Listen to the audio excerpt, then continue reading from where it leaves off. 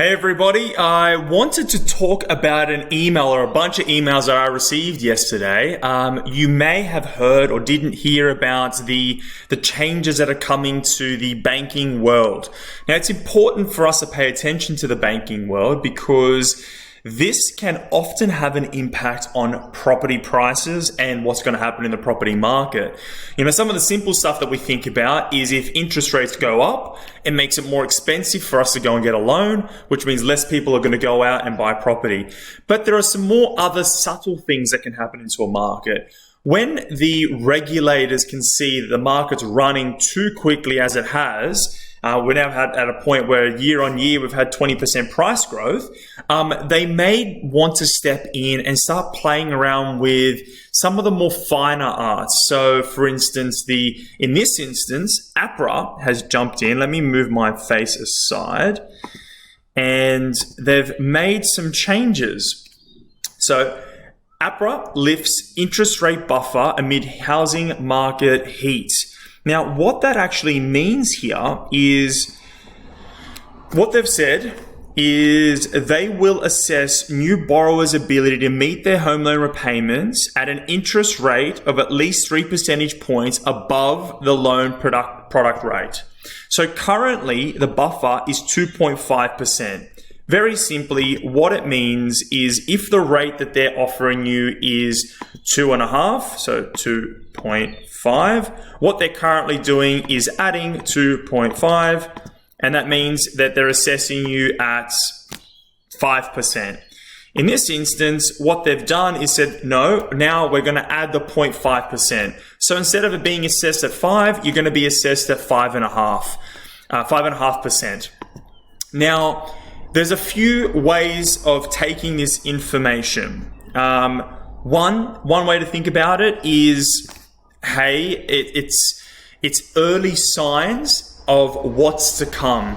I think APRA, the RBA, Mr. Freiberg, they're all talking about it, and it's an early indication that they're paying attention to the market. They want to take some steam out. They want it to grow, but not as fast as it has been. And it's a sign that they may start to play with other assessment rates and ways that they can slow down the amount of loans that are coming into the environment. So something that's a little bit more sensationalist here is, home loan crackdown likely to prompt slower house price, but falls not to come yet. Again, I don't think the falls will come yet. It will slow things down. One of the implications of this is sophisticated investors, people that are watching this, may come into the market faster because it is an early sign that in the future more of this is to come. Interest rates may increase in the next couple of years, but maybe even the assessment rate may go up even further, or more importantly, the debt to income ratio. So for those of you who don't know what the debt to income ratio is, effectively the debt to income ratio is if you're earning $100,000, they're trying to keep it below that 6 times. So debt to income ratio of 6 means that you can go and get a loan of $600,000. And what they're trying to do is stop people. They're implying that if they bring some caps to this ratio, that it's going to slow people from getting their second, third, or fourth properties. So they want to start implementing more of this stuff. And what that means is going to be harder and harder to get loans. So as I was saying earlier, sophisticated investors want to get into the market now. So we may see a flurry of activity coming into the spring season.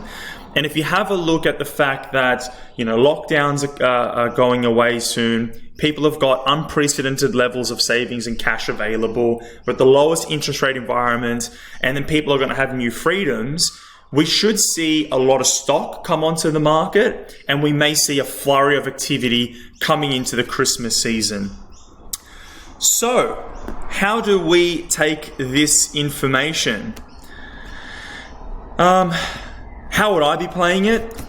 I don't think you necessarily need to rush into the market. I wouldn't be buying anything for the sake of just trying to secure a sharp interest rate or to try and maximize the amount of debt that you should go and get. I think we should be prudent about getting into the property market, but it is a sign that the banking system is starting to tighten its credit policies. They're going to make it harder for the mass market to go and get loans. But there is another implication to all of that. So let's assume for a second that people out there can currently go out and get $1 million worth of debt or $1.5 million worth of debt. And over time, the credit policies are going to start getting tighter and tighter, meaning that same person will not be able to spend 1.5 or $1 million, but instead 1.2 or 800,000.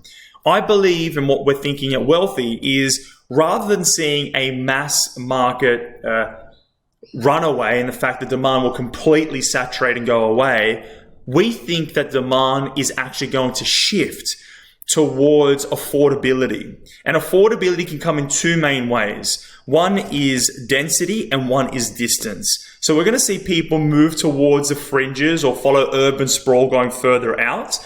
But we may also see people go towards density. And that means it's going to be townhouses and apartments. So I'd be paying attention to those markets, paying attention to distance, paying attention to density, looking for affordability. This is where the buying energy and the demand is going to shift over the next 12 to 24 months. So that's the little analysis. I hope you got some value out of today's reports. Any questions or you disagree with anything that I've said, put it in the comments below, and I hope to see you all soon.